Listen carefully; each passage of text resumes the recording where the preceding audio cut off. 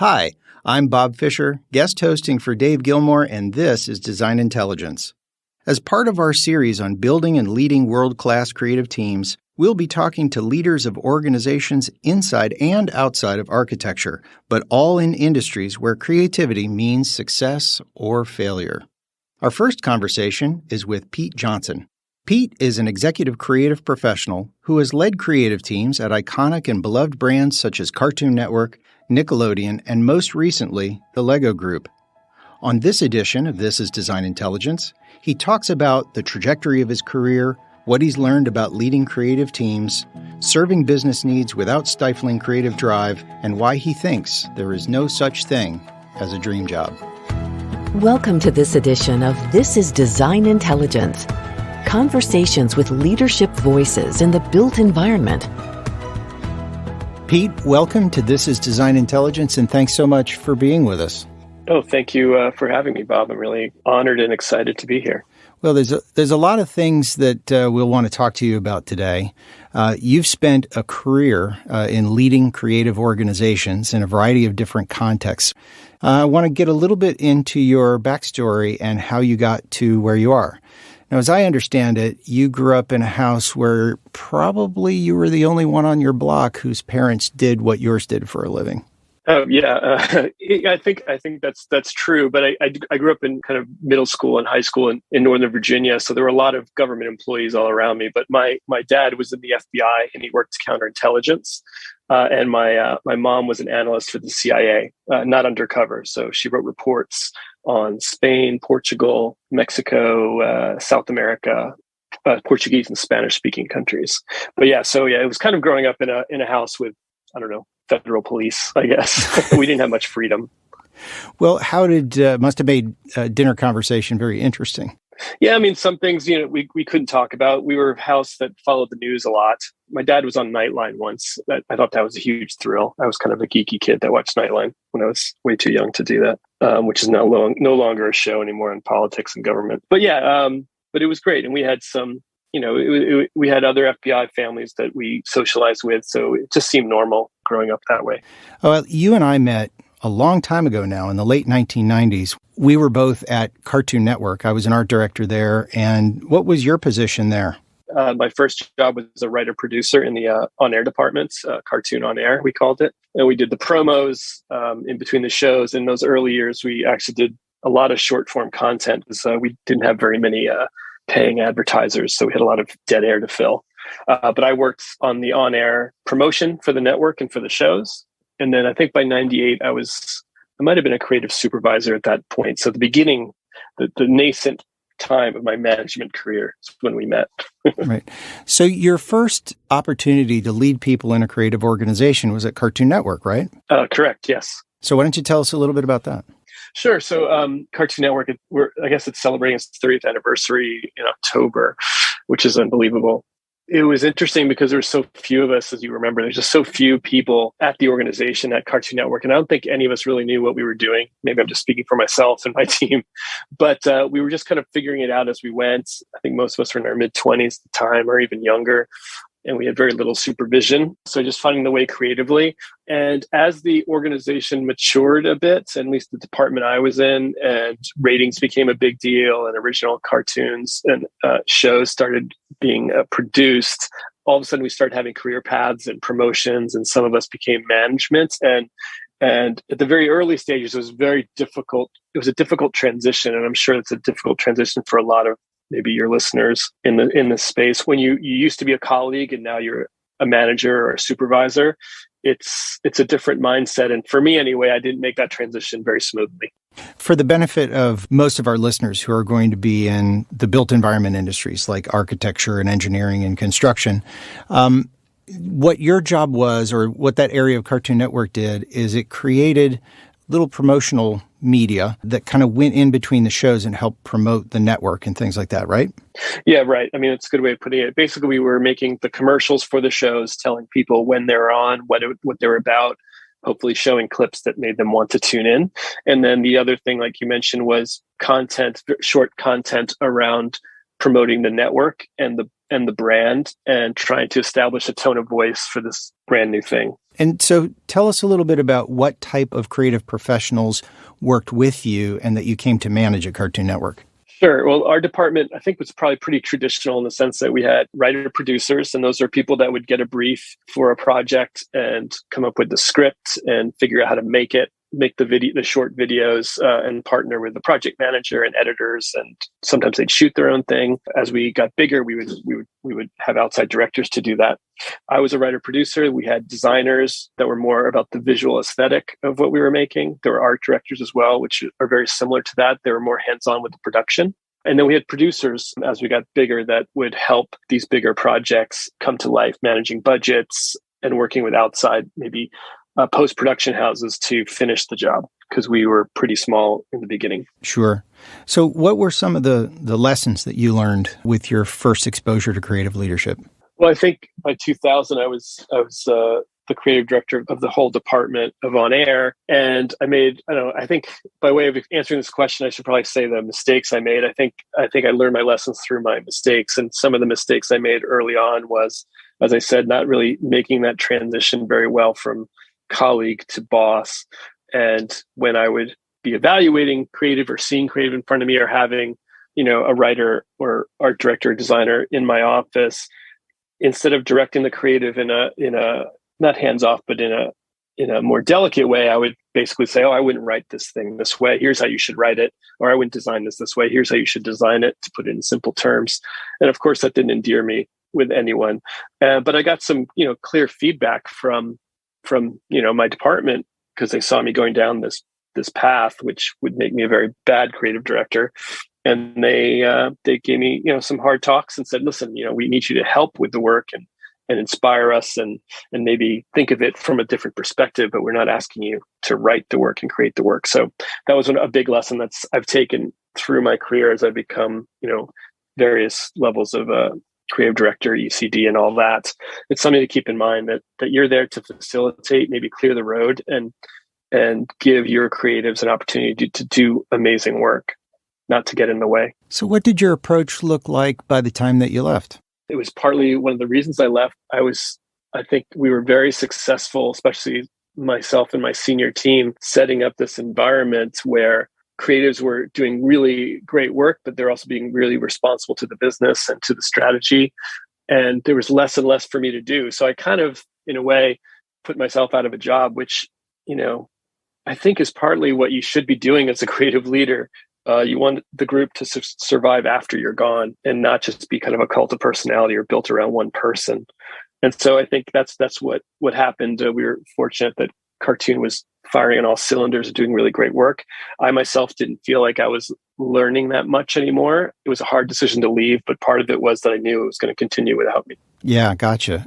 And your next opportunity was at the global advertising firm Saatchi & Saatchi, correct? Yes, in New York. That's right. Yeah. So tell us a little bit about what you were doing at that firm. Sure. So I left Cartoon Network and I got an opportunity back in New York with Saatchi & Saatchi. They were looking for someone with more entertainment experience to lead their youth business, which at that time was mostly for a huge client, General Mills. So it was cereals and yogurts is what I went to go do. And so I became the group creative director on youth advertising for Saatchi & Saatchi, and my client was General Mills. It was about a $70 million account. It was pretty big, but I had a very small team of 8 creatives at the time, four teams of 2. And so that was to me, that was a huge step to go from entertainment into advertising. I was very excited, and I made some assumptions that taught me some more hard truths very quickly. What were some of those assumptions? Well, I think for anyone out there that's worked at one company or one industry for a long time, maybe, over 5 years, maybe 10 years. I was at Cartoon for 10 years, and it was my first big opportunity, first big job in my career. And it was an amazing creative environment. And, with all the years that have passed, I think I only remember all the amazing things, but there were, annoying and institutional things and, politics and all that, like in every place. But when I left to go to Saatchi, I just assumed, okay, well, Cartoon Network is an amazing creative space and organization.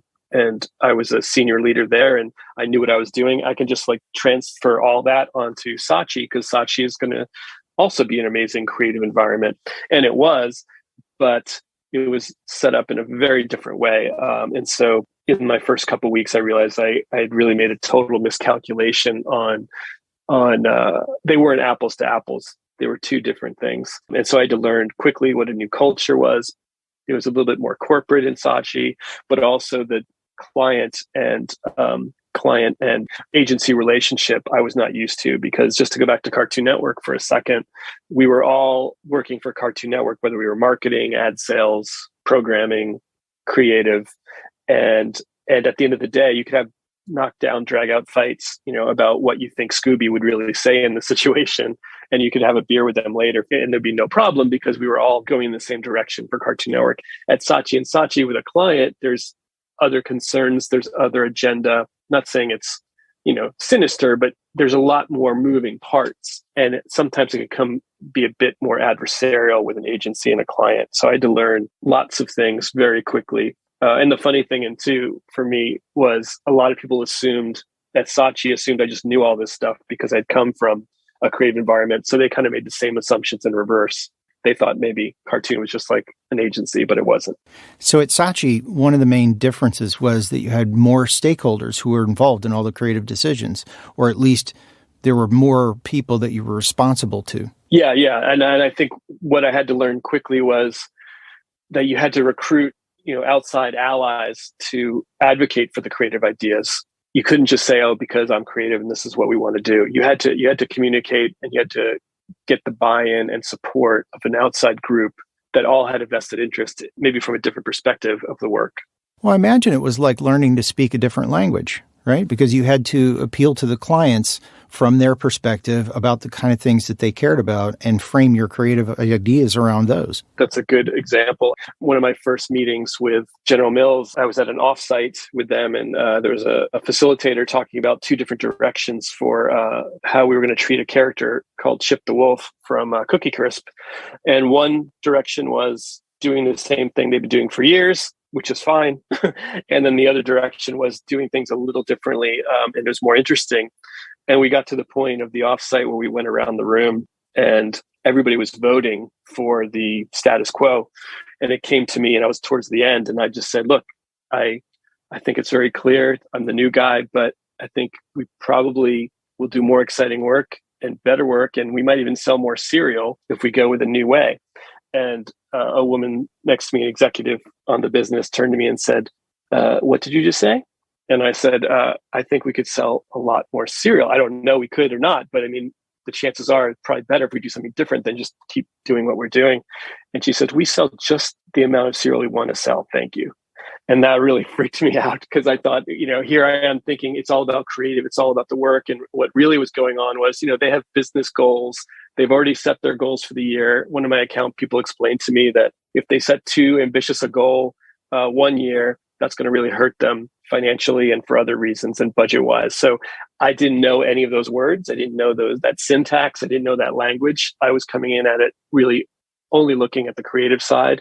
And what I learned very quickly was there's a business side to the creative that I really wasn't exposed to too much at Cartoon Network. And I did get that exposure in a big way at Saatchi and Saatchi. Again, thanks to General Mills as well.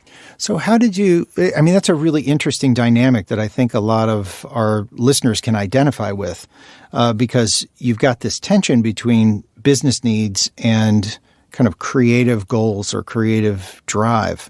When you first discovered that, or when you first got to kind of feel that, how did it change the way that you approached creative work and leading your teams? Well, I had to think about a different way of doing things. I realized I couldn't do the job that I'd done at Cartoon Network. I had to do it in a different way at Saatchi. And I went to my chief creative officer at the time, Tony Granger, who hired me. He's retired. He's retired recently. And, I told him I'm a bit lost. And he said, "You have to hear what the client wants and give them what they need. That's your role. Your role is not to hear what the client wants and give them what they want. Your role is not to hear what the client wants and then negate that and say, no, this is what you want. You have to take their desire and marry it with the strategic and business goals of the client, but also the agency to do the best work that we can do." And so there's a lot more math involved, but that's, I think when I realized that, then I was able to talk to my teams to make sure that whether I was in the room or not, they were always aware of that that kind of mantra: hear what the client wants and give them what they need.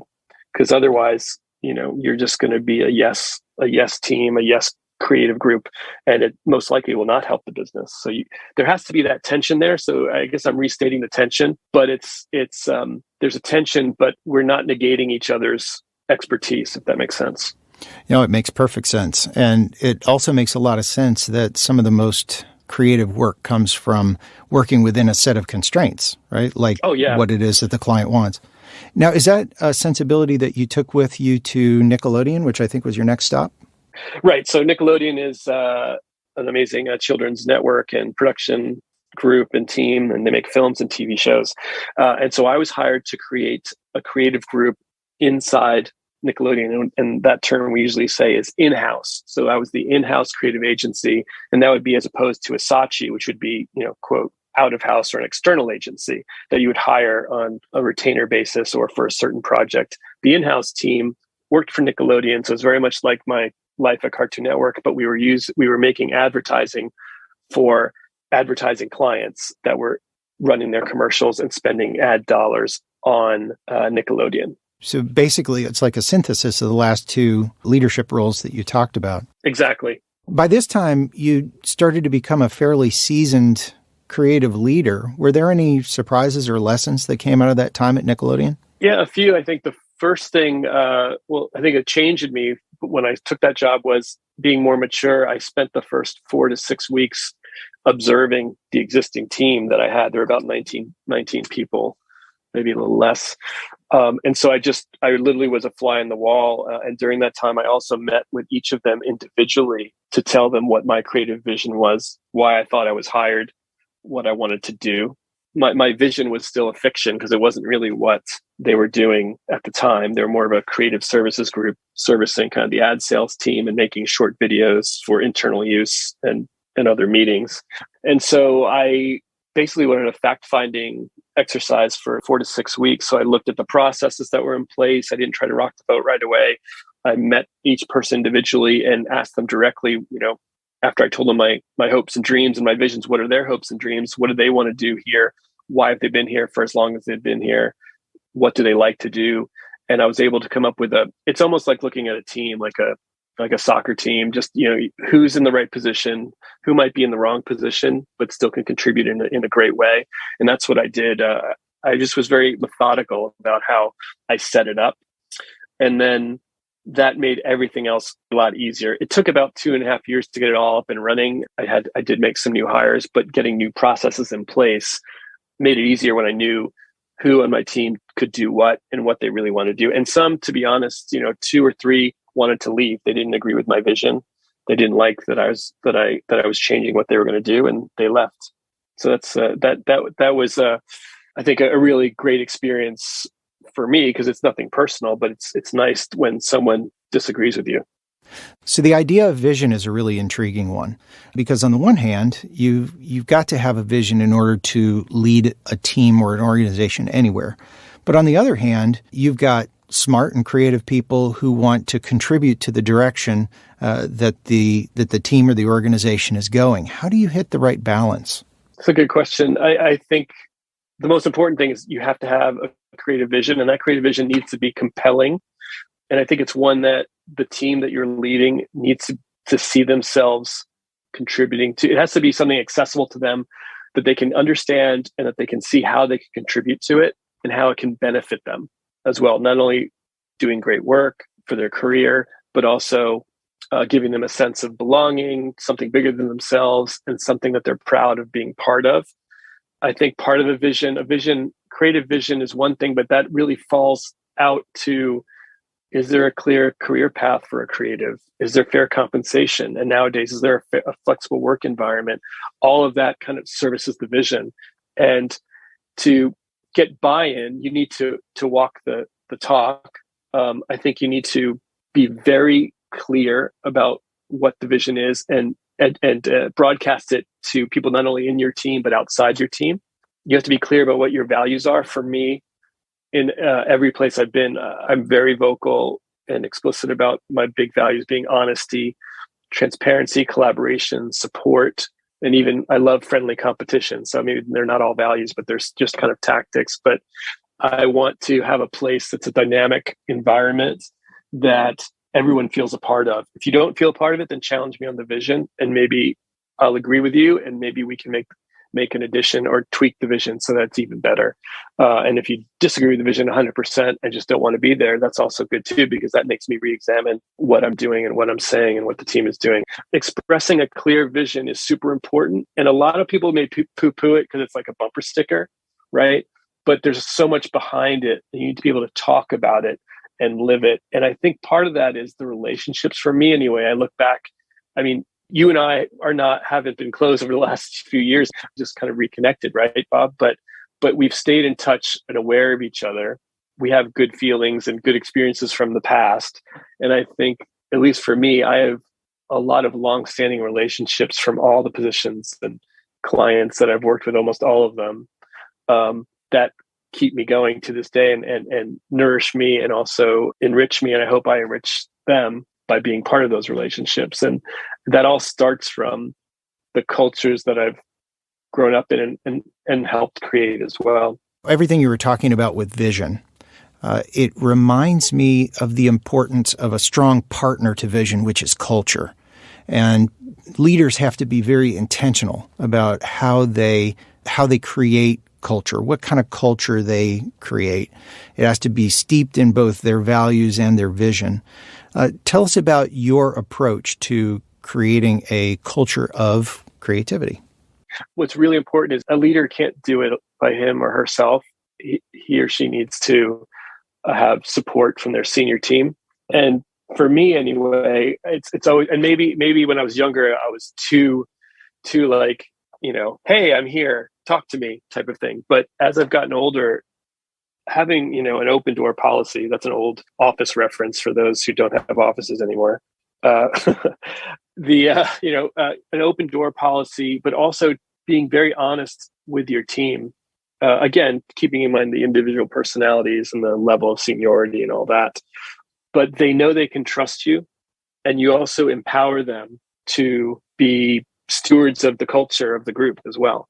And that, at least in a creative environment, I think that's a transferable thing, because no matter what creative endeavor you're doing, you're representing a vision, you're representing a company, you're representing a project.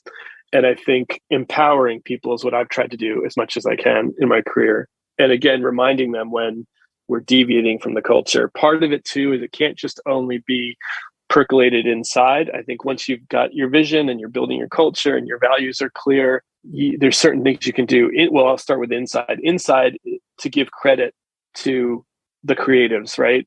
As leaders, sometimes we are in rooms. Most of the times we're in rooms without our teams. So even when your team isn't there, name them. Let them know, let the people that you're presenting to, your clients, your other department heads or whatever, who did the work, and even say something personal about those people on that project. I think I like to do that, because then those other people will run into your team or on the outside and have something nice to say to them. I think the other thing on the outside is infusing the culture with energy and inspiration on a regular basis. So at every place I've been, to some degree more successful than others, I've had outside creative people come in, much like what you're doing with this podcast, Bob, to come in and just speak about their creative process. My boss, Michael Oline, who's now the president of Cartoon Network, did this with a few amazing authors. Michael Palin and some other people came into Cartoon Network. At Nickelodeon, I had beatboxers, I had film directors, I had singers, and even chefs come in. And then in Lego agency, we've done that as well with some different creatives in advertising. So I think it's really important for your creative team, no matter what you do, to get the perspective and insights and stories from other creatives outside an industry, because that puts new blood into the team, into the culture. And also it shows that you're living a culture that's curious, because that's another really big thing you should be as a creative, is always curious. And a curious culture is going to be always questioning, always learning, always pushing boundaries. And that's really a great place to be in any creative work. Curiosity is such an important attribute for creative individuals and teams. I can't emphasize how strongly I agree with you on that. In your answer, you referred to your next position, which is at Lego in Denmark, right? Yeah, my position is head of creation at Lego Agency, which is a crazy title. In a nutshell, it is the lead creative of the in-house agency for Lego. What we do is we make TV commercials, advertising, and all video content and social media content that promotes and advertises Lego sets, and also the brand of Lego, which unbelievably, Lego just started having a brand message at the end of 2019, and that's a lot of what we do on a monthly basis now, is put out content around our brand message, which is rebuild the world. So how many folks are on your team, and what kind of creative professionals are you working with? In Billund, Denmark, which is the headquarters, I have about 50 plus copywriters, art directors, producers, and designers on the team there. Most are Danish. There's a smaller subset that are expats, not Danish, from all over the world, which is pretty amazing to work with people with different backgrounds like that. It's very inspiring and great for creativity. And then I have a smaller team of about 10 in London that do a lot of our social content and also do longer pieces of content around our Rebuild the World campaign. So how did all the lessons that you learned at Cartoon Network and Saatchi and Nickelodeon, how did they play out when you first came to Lego? First coming to Lego, I again, having had my experience between shifting from cartoon to Saatchi, I went in with my eyes open. I knew I had a lot to learn. I knew I had to be open to what this new environment is going to be, and then look in my past to see what could apply there. So that worked out really well in the beginning. My family and I arrived on January 7th. I think my first day of work was January 7th or something after that in 2020, in the depths of the Danish winter. So it was cold and wet and dark. My wife and two boys had a rough time the first 3 months. I had an easier time because I was at work. But those first 3 months, I spent kind of like what I did at Nickelodeon. I was observing, kind of trying to soak in the culture, the corporate culture, and the Danish culture with Lego is pretty much intertwined in a really interesting way. But just when I thought I, had a sense of where I landed and what I needed to do, even though 3 months wasn't enough time, COVID hit. And like everyone else in the world, I had to learn how to do everything in a whole new way. On screens, I hadn't met everyone on my team yet. I hadn't even met my colleagues on the leadership team in person that much. So it was just it was a rough year, that 2020. And so it was a year just adapting and trying to figure it out like we all did.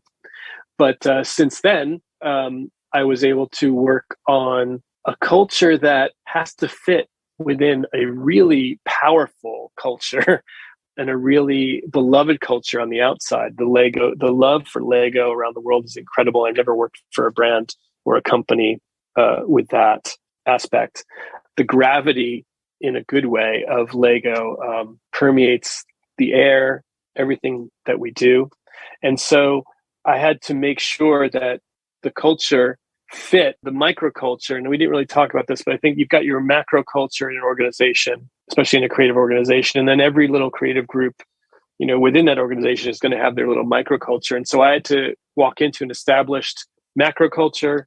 There was a microculture of the Lego agency, which needed to evolve, and that was part of my role. But it had to make sense to the bigger culture.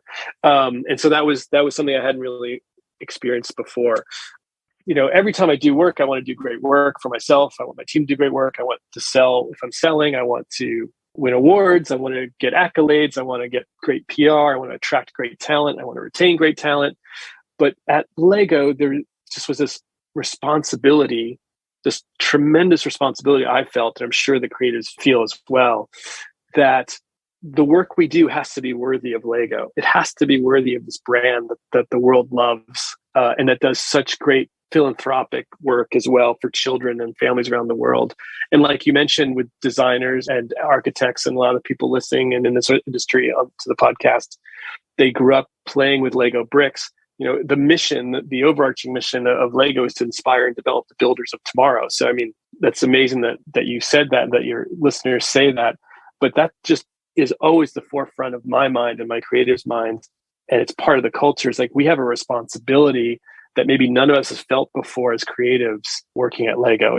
I don't want to say it's a reverence, but it's something that I think we wear with pride, but also when we're looking at ideas, I think we scrutinize ideas a bit more because it's got to be worthy of Lego. Sure. Well, Lego's a part of everybody's growing up. So you had a lot of challenges coming at you all at once.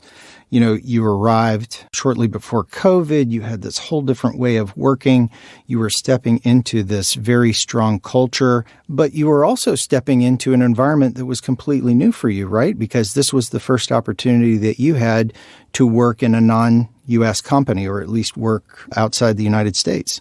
How did you deal with being an expat and then also balancing, all the challenges you were facing in your leadership responsibilities and what your family needed? It wasn't really a good balancing act. I think I put my attention to certain things at once because it was just such a tumultuous time.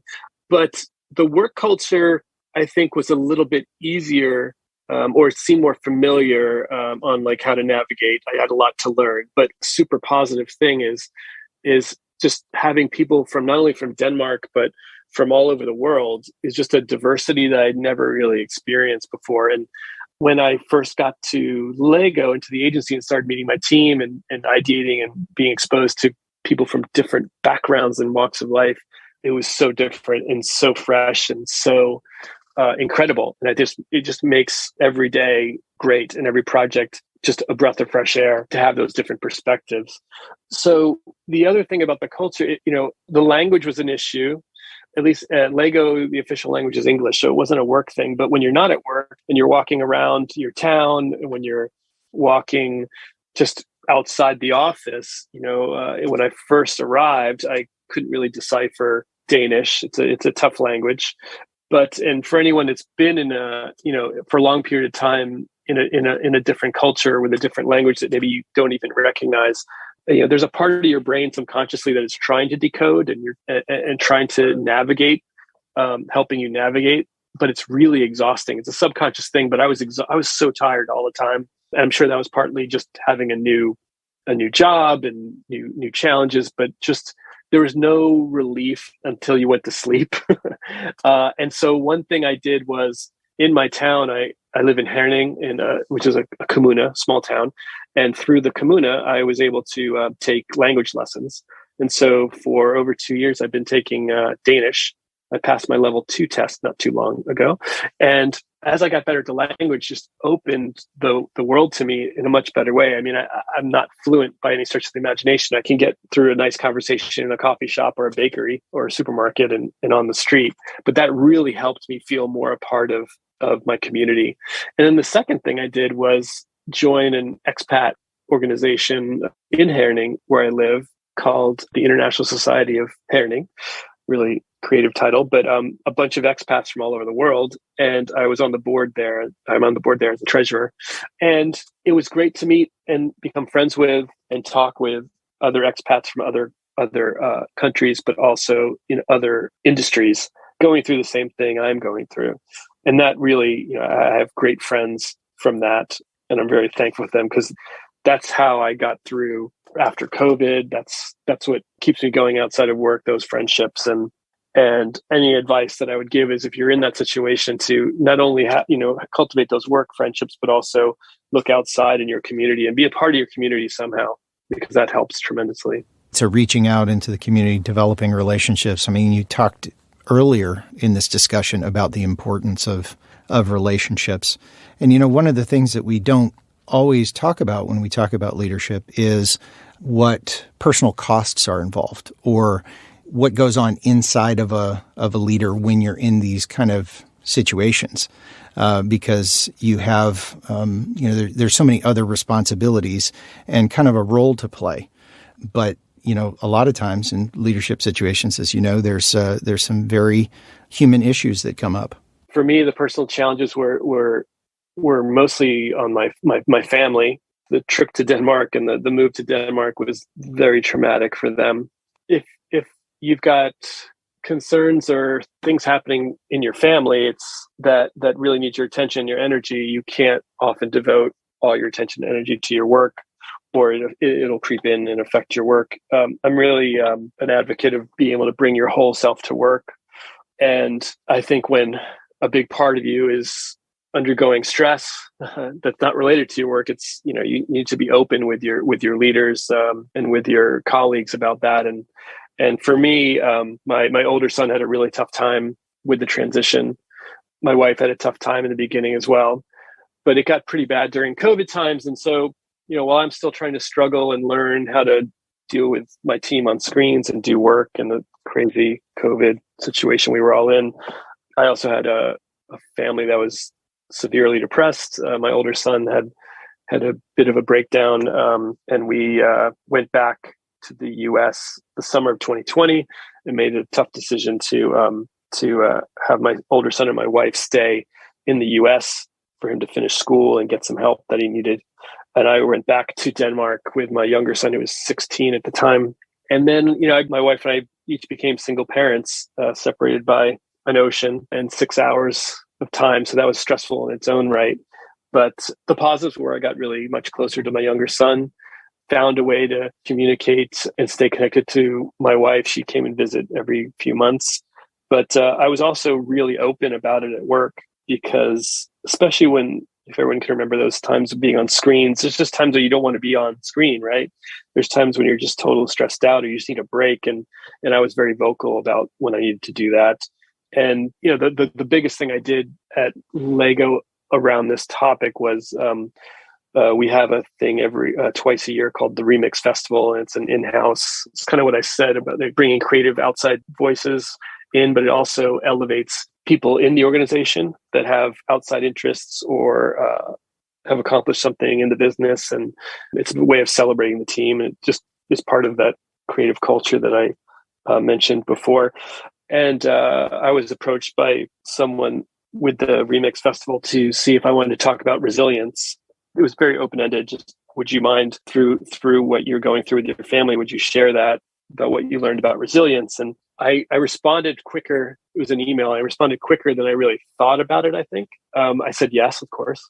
And then I did a 20-minute presentation to, it was broadcast to all of our offices around the world and internally and everything about coming to Lego and the family struggles that I've had.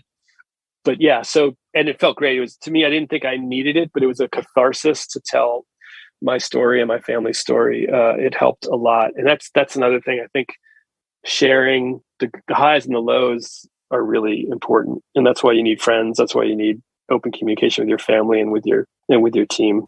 It goes back to the value of transparency that you talked about, forming at the beginning of your career. How did you resolve all these challenges? And, how did you apply lessons of resilience? And how'd you get through all this?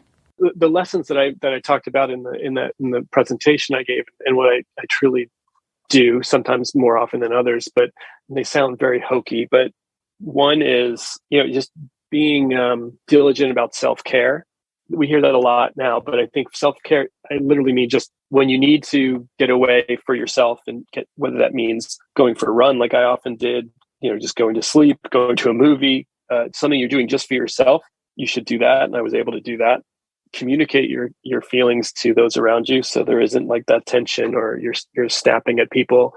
The other thing I started doing is just writing down, all the positive things, things I'm thankful for. And they could be silly things like, I'll go back to Danish bakeries because they're fantastic. Your favorite Danish bakery, or your children, or the great conversations you had with your spouse, like things like that. That one, in the beginning, I was really diligent about it, but then after a while, it became more of a thing I was almost doing mentally in my head, and I have to sit down and get back into the writing of it. And then not feeling guilty. Just a sense of guilt was always around me, and I always felt guilty if I was not feeling my best or wallowing a bit, or I would categorize it as wallowing when it really wasn't, or taking time to give myself some self-care. There was some guilt associated with that, so I remind myself not to feel guilty about that. Right. That it's okay to keep yourself healthy as a leader so that you can help bring health to the organization that you lead. So Pete, tell me, with all of these challenges and everything that you've learned, what does the future hold? The future is unknown.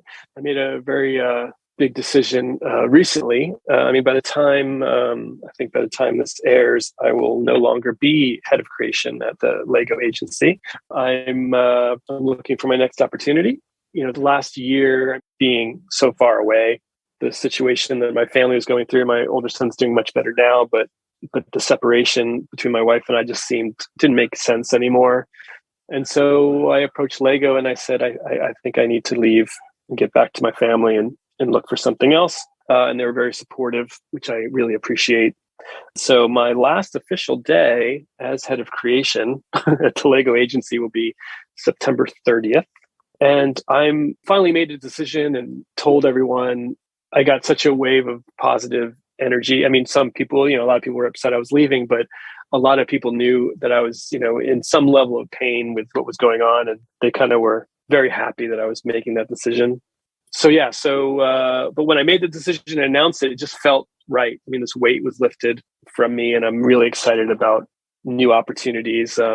I've spread the word with my network, and I got a few months to enjoy time with the family before I need to, get super into the job hunt. But hopefully, when this airs, I will have a new position already. It's a fascinating story, and there's a whole lot to it. Throughout our whole conversation, we've talked about kind of what you've learned in the arc of your career in leading within creative organizations and different kinds of creative organizations. And now, you've just gone through some both professional and personal challenges, as we all do. And of course, we hope that, everything's working out wonderfully there. But when you look back on everything that you've learned and everything that you've experienced, and then when you look forward into what's important to you now and what you want to do next, how has that changed? What you might have thought was a great thing to do, back when we were working together in our, late 20s, early 30s, and then where you are in life now and as a leader now, what kind of opportunity appeals to you for the future, or describe to us a little bit about what that great scenario would look like? I think the one thing I will say is what I've learned is, and I don't want to take this away as it's not negative implications for anyone who feels this way, but I don't believe there's such a thing as a dream job. And I think that's okay. So I think what I'm looking for is, a creative leadership position where I can set a creative vision, I can build a creative culture, I can develop creative people and teams to do great work, but to do the best work of their careers. I really think that's my goal as a creative leader, to set the stage, to clear the road, to create the environment for creatives that work for me or in the team that I work on to do the best work of their careers. Because as I look back, I think I've been fortunate to be part of and have physically myself done some great work.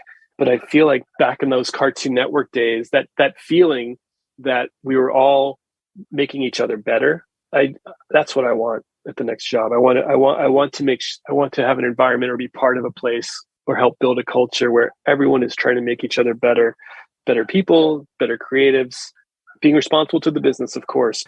Well, Pete, it sounds like you have had not only a really intriguing and exciting past career, but you've got some fantastic vistas to look forward to, and we wish you the best with those. And I want to make sure that you understand how much we appreciate you coming to share your insights with us as a leader in a creative organization.